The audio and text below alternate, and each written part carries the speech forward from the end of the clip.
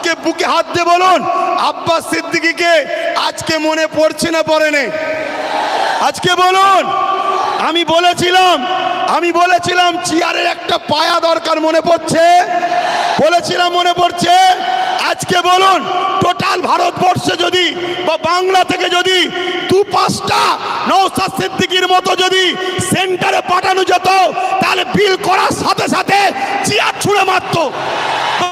এখান থেকে সংবিধানের বিরুদ্ধে কথা বলছিস, কিন্তু আজ আমরা লোভে পড়ে গেলাম বা জালিমদের লুটাতে আমরা হেরে গেলাম।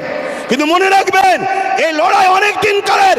আগামী দিন অস্তিত্ব বাঁচাবার জন্য যেমন আমাদেরকে রাজপথে সংবিধানের অধিকার নিয়ে লড়াই করতে হবে, ঠিক তেমনি সংবিধানের অধিকার নিয়ে নিজেদেরকে বাঁচার জন্য, নিজেদের অকাপ বাঁচাবার জন্য একটা চেয়ারের পায়ারও দরকার আছে না নাই?